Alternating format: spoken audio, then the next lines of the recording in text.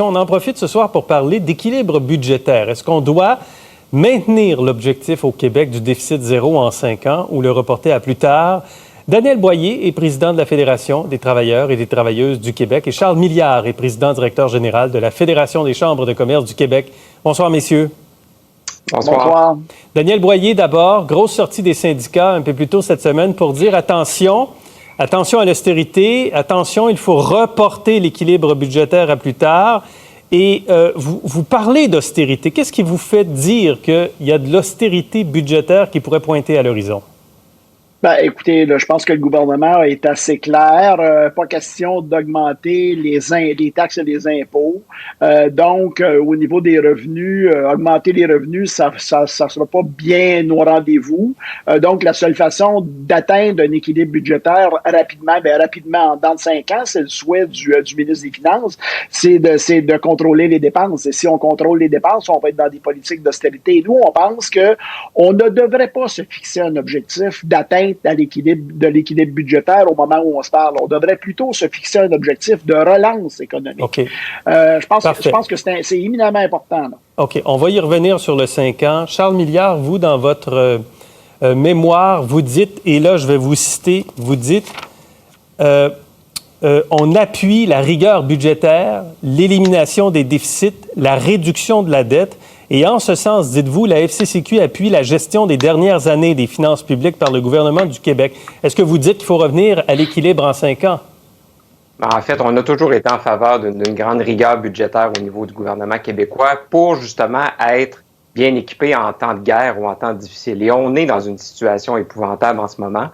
Nous, on estime que ça va prendre au moins 2 ans avant d'avoir un retour à une certaine croissance dans les 2 là, comme on avait avant. Donc, on serait d'avis, un peu comme Daniel, de poursuivre l'interventionnisme de l'État, puis d'avoir un retour à l'équilibre budgétaire, dans notre cas, en 7 ans plutôt qu'en 5 ans. En 7 ans, M. Boyer, est-ce que c'est potable, ça? Ben oui, je pense que ça a plus de sens, mais en même temps, moi, je suis je pense tout ce qu'on a fait, on a mis une multitude de programmes, tant que une multitude de programmes en place, sauf que ça a permis aux entreprises et aux travailleurs de se maintenir à flot, de passer au travers de la crise. Là. Et ça, on n'est pas encore relancé. Là. Donc, il faut absolument mettre énormément de sous, investir des sommes d'argent dans le but justement de permettre aux entreprises de se relancer, permettre au secteur économique de se relancer, permettre aux travailleurs et aux travailleuses d'avoir accès à des emplois, de bons emplois. Là. Donc, il faut à tout prix réinvestir. Okay. Et Donc, vous entendez oui. tous les deux pour dire qu'il faut stimuler l'économie ou en tout cas, il faut aider les entreprises. On ne peut pas commencer à parler de déficit zéro trop rapidement. Mais que ce soit 5 ou 7 ans, à un moment donné, dans la route vers l'équilibre budgétaire, comment on arrive à l'équilibre budgétaire? Et vous, la Fédération des chambres de commerce, vous avez souvent dit dans le passé, il faut baisser le fardeau fiscal des entreprises. Aujourd'hui, vous dites qu'il ne faut pas hausser le fardeau fiscal des entreprises.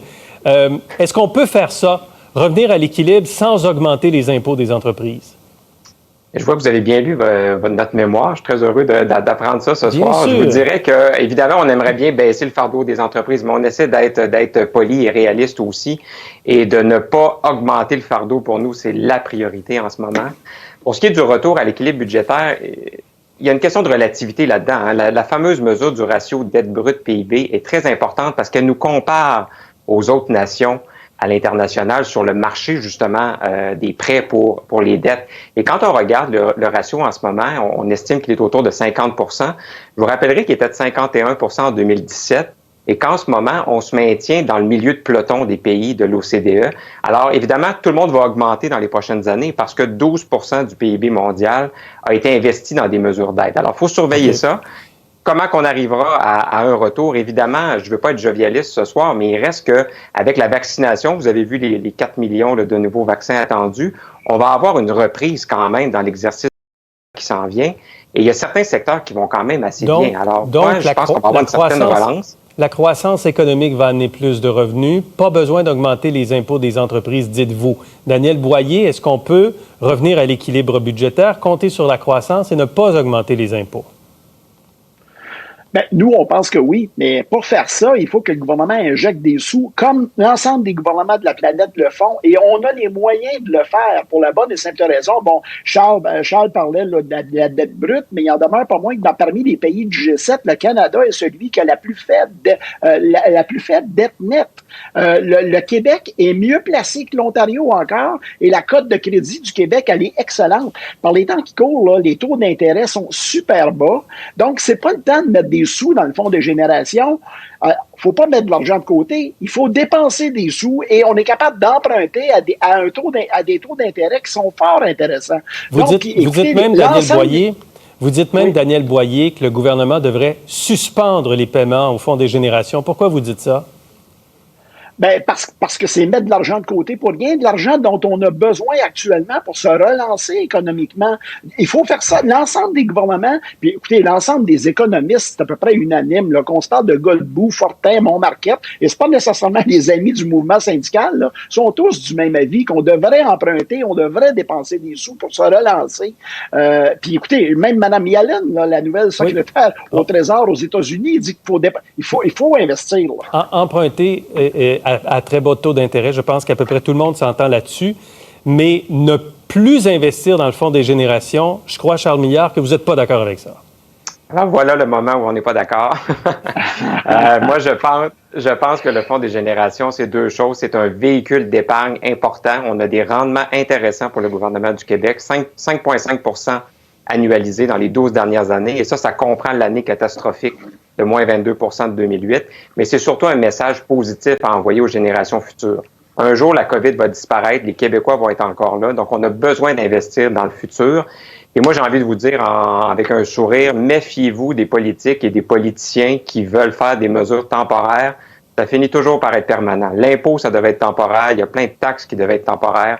Alors moi, je pense qu'on peut, comme disait l'autre, marcher et mâcher de la gomme en même temps. Mais un 2 milliards ou un 3 milliards qu'on met dans le fonds des générations aujourd'hui, c'est un 2 milliards ou un 3 milliards qu'on ne met pas en éducation et en santé cette année, M. Milliard. Bien sûr, c'est un choix, mais je pense que écoutez, le fardeau de la dette, on se rappellera dans les années 90 à quel point c'était un tribut incroyable pour les contribuables. Alors moi, je pense qu'on peut penser au futur et aider le présent en même temps. Et vous avez dit un instant que c'était gérable, la dette à 50 du PIB. Ouais. Moi, je dirais... Non, je vais revenir à vous, M. Boyer, mais vous avez dit qu'à 50 du PIB, c'est gérable, M. Milliard. Donc, jusqu'à quel point l'endettement est un problème en ce moment? Bien, en fait, moi, ce que je vous dis, c'est qu'il faut regarder comment on se compare avec le reste des nations sur le marché de la dette. Et je pense que 50-51 évidemment, j'aimerais bien qu'on retourne à 43 et qu'on baisse encore plus, mais on a de la marge de manœuvre et investir dans le futur, pour moi, c'est aider le présent aussi. Moi, je pense qu'on peut faire les deux en même temps. Et investir dans le futur, Daniel Boyer, c'est à ça que ça sert aussi, le Fonds des générations. Est-ce qu'il n'y a pas un danger à court terme, justement, dans le Fonds des générations, de piger dans les fonds futurs qu'on avait prévus pour le Fonds des générations? Ben, écoutez, si ça allait bien économiquement parlant et si on avait des services publics en pleine forme, je vous dirais, ben oui, laissons pas de dette à nos générations futures. Mais là, on ne laissera pas de services publics en santé. Donc, je dis en santé, mais en santé, en éducation, là, il faut également que les générations futures aient accès aux services pendant notre vie. Et là, écoutez, si on met de l'argent dans le fonds des générations et qu'on est obligé, encore une fois, d'appliquer des politiques d'austérité, ben c'est au niveau des dépenses. Et les dépenses sont où? Les dépenses sont en santé, sont en éducation. Donc, on va avoir encore des politiques d'austérité. Et ça, c'est pas de bon augure. C'est vraiment pas de bon augure. Et c'est pour ça qu'on dit, profitons du fait que mettons pas de sous dans le fonds des générations, réinvestissons dans nos services publics et réinvestissons dans l'économie du Québec. Excellent. On verra ce qu'il y a dans le budget quelque part au mois de mars. Charles Milliard, merci. Daniel Boyer, merci. Parfait. Merci. Merci bien. Au revoir. Au revoir.